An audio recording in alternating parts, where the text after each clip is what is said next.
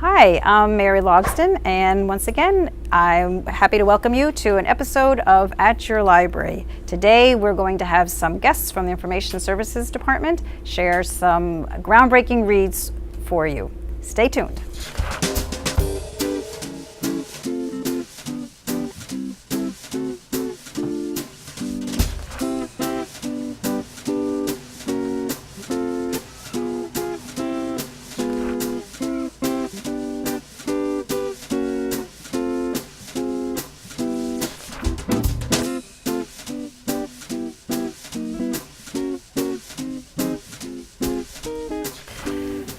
Well, thanks so much for being here today. Once again, we're at your library, and this morning I'm really pleased to have three more members of the Information Services staff join me. Last month, we had a conversation with Jan and Emmeline and Anne from Information Services, and today we've got Justin. Hello. Vicki. Hi. And Mike. Hi. And I'm assuming that you recognize them because they are regularly scheduled to work at the information desk right in the front lobby of the library. So if you've got any questions that need answering, there's a good chance that one of these three people is there ready to answer them for you. What we really want to focus on today is a continuing conversation about our summer reading program. As many of you know, of course, there's all kinds of summer activities related organized for families and children at the library, but we figure adults ought to have some fun too. So we have got a groundbreaking read summer reading program for adults, which is really a very simple activity to participate in if you are a reader and if you're open to sharing with us some of the titles of books that you have read over the summer. You can enter in a drawing for a chance to win one of many wonderful prizes that have been donated to us by folks in the community, so businesses in the community. So I encourage you to stop by the information desk, and if you can't find this form, ask Mike or Vicki or Justin, and they'd be happy to show you how you too can participate in our adult summer reading program, Groundbreaking Reads. That said, I thought that it would be really terrific to ask some of our library staff members to share with us some of the groundbreaking reads that they'd like to recommend.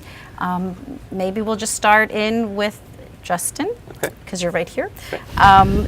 What did you bring today to share? I did debut novels. So my first one is Ken Kesey's One Flew Over the Cuckoo's Nest. It was the first book he ever had published. It was pretty groundbreaking at the time when it was published in the early 60s. It was about a psychiatric hospital and the patients there, and one of the nurses that worked there that kind of controlled them, and they get this rambunctious new patient, and he kind of shows them that they're being controlled by this nurse and kind of helps free them in a way. So I thought that was pretty interesting. And also there is a book about Ken Kesey that was also a debut novel. It's called The Electric Kool-Aid Acid Test by Tom Wolfe, and it follows Ken Kesey and his band of merry pranksters as they travel around the world and their misadventures. It's also groundbreaking in that it was the prime example of a new, completely different type of writing called New Journalism, which was more like journalism but told in a fictional way almost. So it was nonfiction that reads like fiction. And that really hadn't been done too much at the time in terms of journalism. Okay. Yeah. So those two books are very much connected Yes. then. And Yeah. so they both are fiction?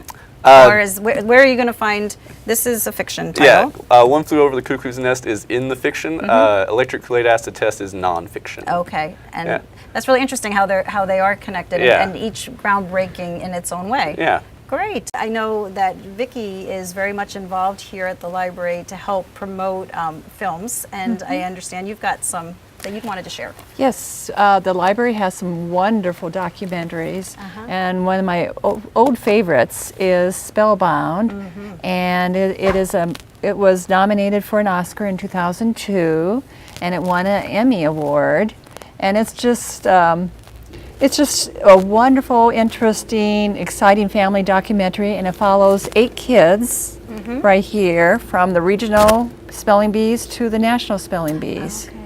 So, and it really is about the American dream and hard work and dedication, and it's a G-rated movie.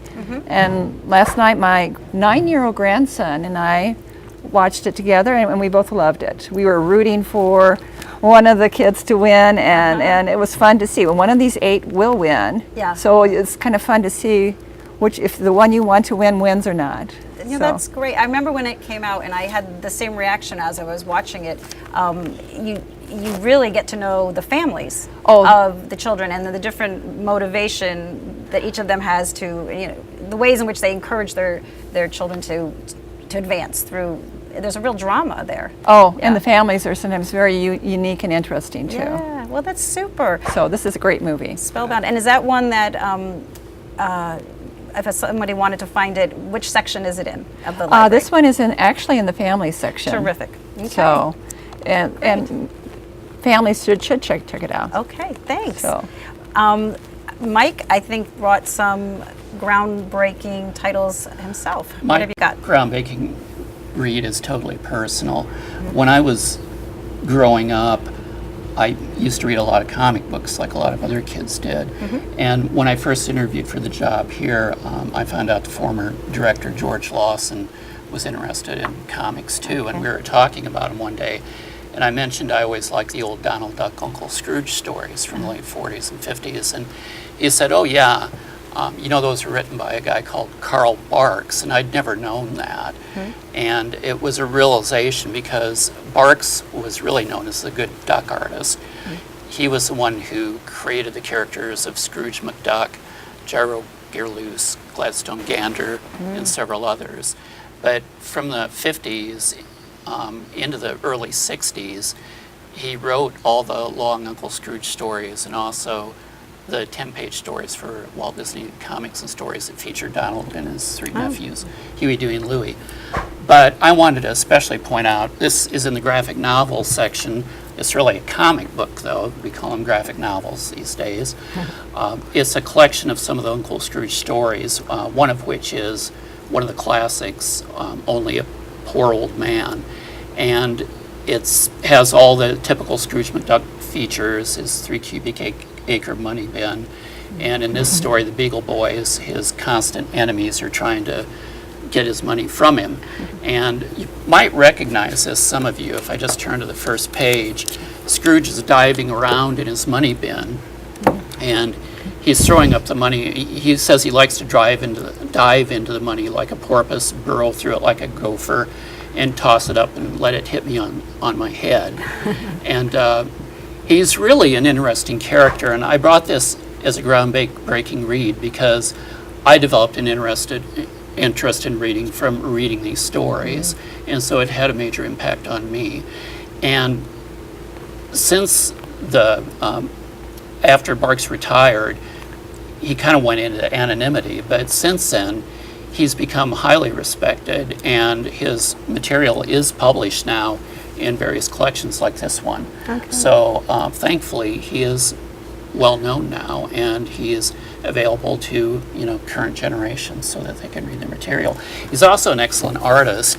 He took a lot of his cues. It's not just strictly funny animal stuff, but like on this page, he did a lot of half-page and full-page splashes that would indicate like really detailed landscapes.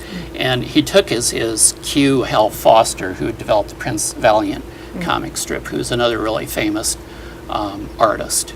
So that's my groundbreaking read, Scrooge, this Uncle Scrooge, Only a Poor Old Man, which includes that story as well as a bunch of other Uncle Scrooge stories in it. And we also have other volumes too in the library. Well, that's wonderful. It really is interesting to hear you tell that story because it gives a different perspective as we're helping young people in the library, which of course we do all the time. And with the way we're organized right now, all in one floor, we see families passing all the time, heading down to the youth services desk for services. But the children who are wandering the stacks and who are drawn to whether it's comic books or any other kind of reading, they're developing their lifelong love of reading here at the library, and it's I think a number of them probably are introduced to reading through the comic books. Or graphic novel, and yeah. graphic novels. And we got graphic novels in the juveniles and the young adults too. That's right. besides So the- that's right. We have them in 3 different areas. So please, people need to ask. Mike, you actually purchased for that collection for the adult For the graphic adult novels. collection, yes. Yeah, which has been noted is really a terrific spot in town for folks who are interested in that genre. Great. I wanted to give a chance to mention that in addition to reading books. Listening to books on audiobook that you check out here at the library. We also have downloadable services, and Justin is involved with developing that collection, our Wilbur collection, through the library's website. Yes. Do you want to tell us a little bit about what's available on Wilbur? Yeah, we have quite a variety of ebooks and downloadable audiobooks. We have several titles in the collection. It's I think about 15,000 titles now. Okay. And we do offer classes so to teach you how to download them, because it can be a little complicated at first, but once you get going, it's pretty easy. But we do offer what we call Tech Talk. All right. It's every Tuesday at 2 o'clock. In July, on July 2nd, we'll be focusing on those patrons who are going to use iPads and iPhones and iPod Touches to download titles. On July 9th, we're going to focus on those users that will have Kindles. Okay. July 16th will be any device that you have you can bring in, and we'll get you set up. We won't have one on the 23rd. I'll be punishing myself on RAGBRAI Okay. that day. But on July 30th, my coworker Emmeline will be leading a tech talk for our new product, Zenio, which is digital magazines that you can get on your computer or tablet or smartphone. Okay, great. Thanks for sharing that. So there's some groundbreaking news from Info Services just right off the press. July 1st we'll begin our downloadable magazine service. So I encourage people to check on the website for more information about Zenio. Vicki, I know that you had another film or two that you might want to share. Another award-winning documentary is Born in the Brothels, and it won the Academy Award in 2004. Okay. And it was about a documentary basically featuring the kids of prostitutes in the Calcutta, India area. And the lady became very close to these kids actually when she was doing a documentary about the mothers, the prostitutes in this area. And she gave cameras to these kids and just really opened up opportunities in the world to them. And some of these kids enrolled into schools. She got them into schools, and their lives really changed because of her. And that some of them went to the university, and one of them actually became a assistant director of a movie. Oh, okay. So it's neat how, and one neat quote was, beauty can be found in the bleakest and most hopeless of places, and how art, education, and one person can empower children to transform their lives. So, and this one's rated R. Vicki, where in India did you say that? Calcutta. Okay. So it was kind of in the slums of Calcutta. Okay. That did win some awards. Yeah, it won in 2004. It won the Academy Award, and it won the Sundance Audience Award.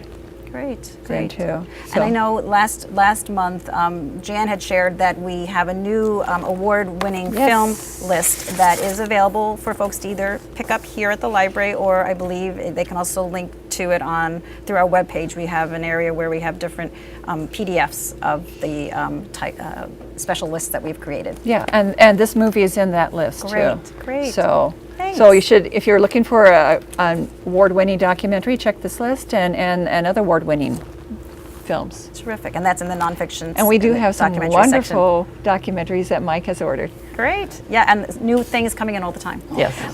Mike, it looks like you have something quite different than a graphic novel over there now. Well, this time it's a classic, and most people think of classics as really a bore to get through, but this is really an outstanding one. Don Quixote by Cervantes. It was published in 1605, and then there was a second part that was done in 1615. I selected it as a groundbreaking read because it was one of the first novels, and is actually the first modern novel before this, basically all there was were a lot of chivalric romances that tended to be very wooden in terms of dialogue, stilted characters, repetitive plots that were quite boring. And this book is really an interesting read. Most of you are familiar with this, I'm sure. It's about the knight who becomes addled after reading too many chivalric romances, so he goes out on his own adventures with his squire, who is basically a farmer, very down to earth, Sancho Panza. There's an excellent translation that was done about 10 years ago by Edith Grossman. This is the book, and it's really very effective, a combination of tragedy and comedy. This book was so good that, I knew in the last chapter that Don Quixote was going to die, and I didn't want to read it. I didn't read it because I didn't want to, go through that. So I was so caught up with the characters. So it's a good read, and I'd recommend it to anybody. Great. Okay. I believe films have been made, or are they not worth discussing? They're pretty much not worth discussing. Okay. I just thought of that after I started. Yeah. Okay. Different interpretations. There are a couple of tries at films. Yeah. Orson Welles even tried to Oh. do a Don Quixote that was never completed. But Okay.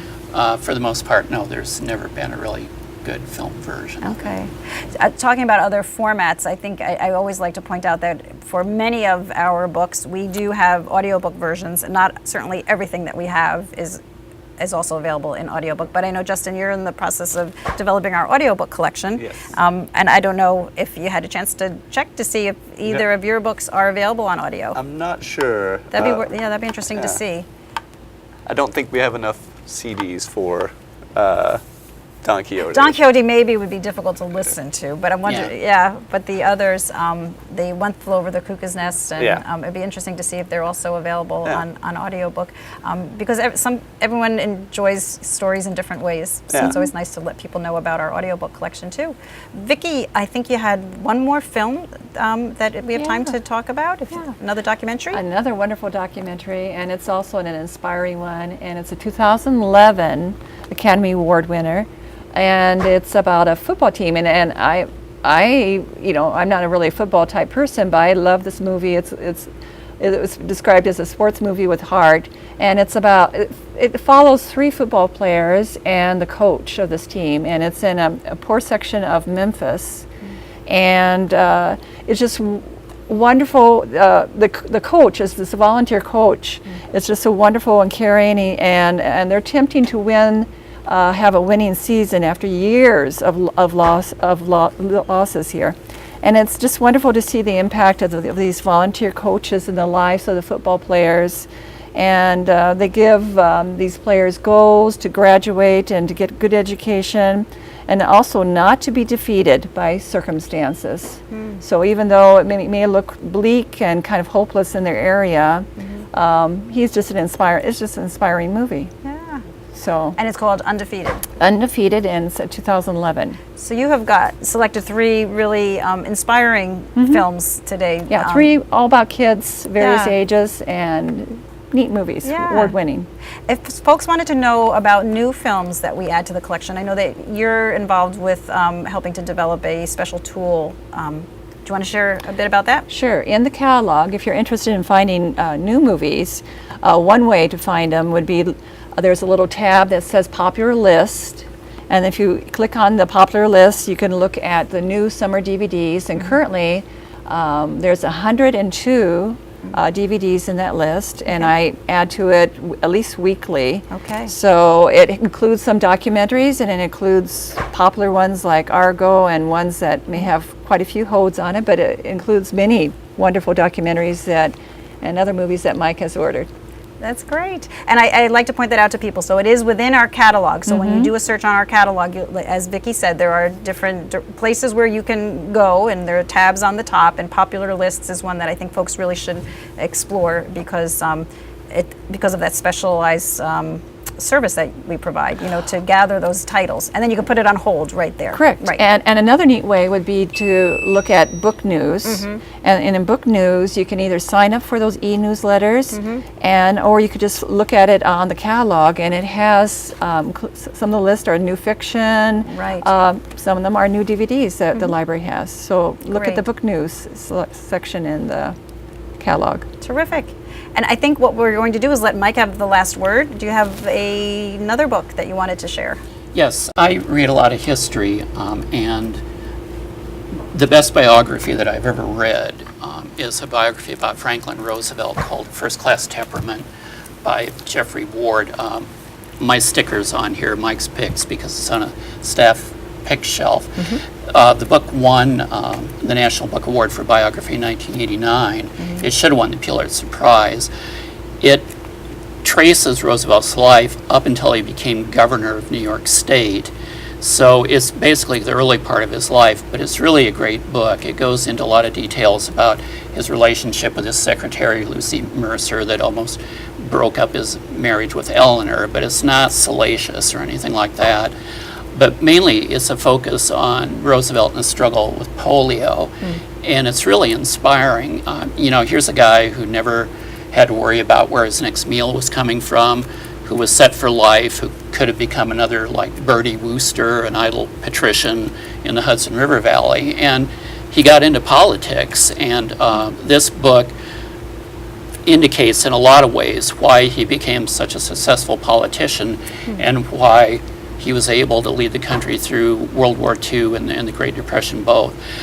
This book is so good that the footnotes are even worth reading, which is unusual for most books, but even those are interesting. So I would recommend this to anyone. It's a good read.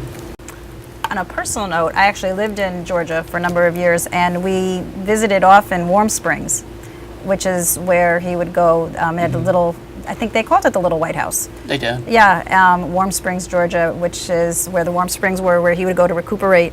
And it's really a wonderful, if you're doing a drive around the country visiting historic places, it's really got a fabulous way to learn more about his presidency and him as a person struggling with polio. And I there is believe he died there, if I'm not mistaken. Yeah, he did die there.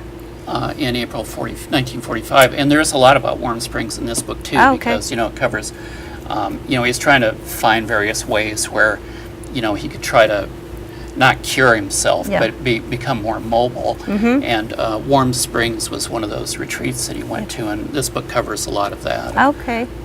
It's interesting. I mean, I might want to read it.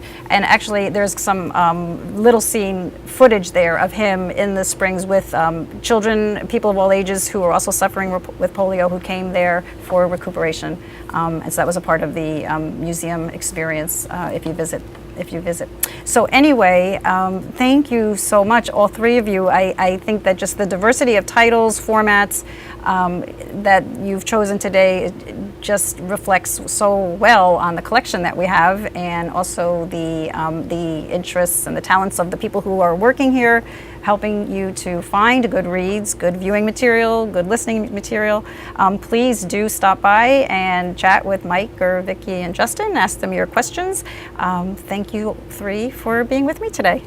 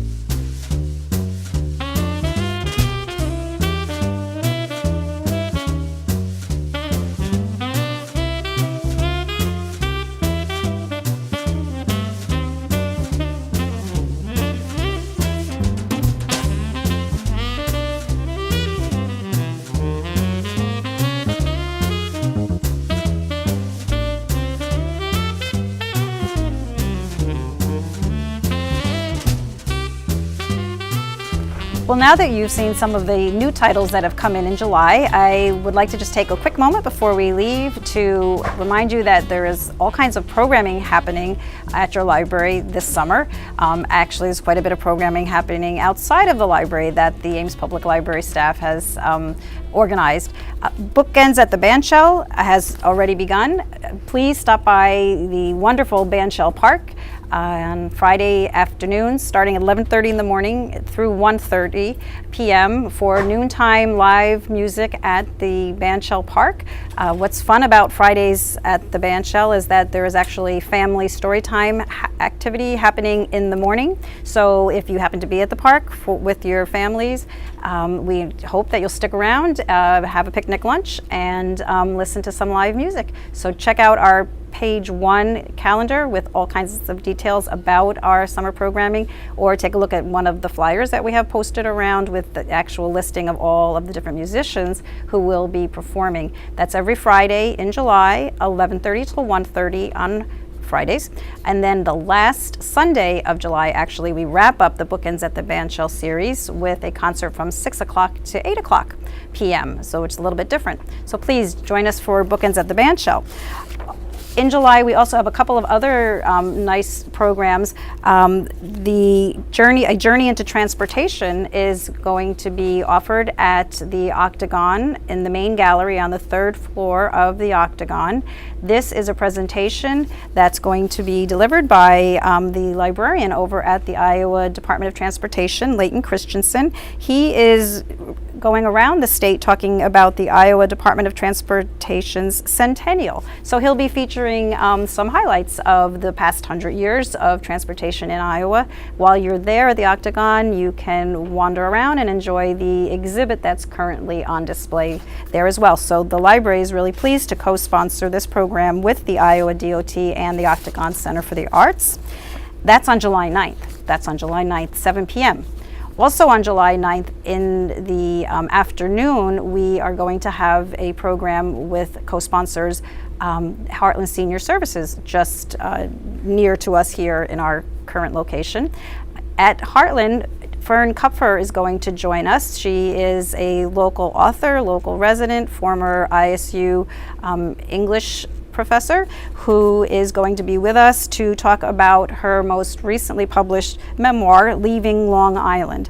If you haven't had the opportunity to hear Fern talk about writing and about her life, I think you really will want to make a point to join us on that particular day. And that is July 9th at 1 o'clock at Heartland Senior Services.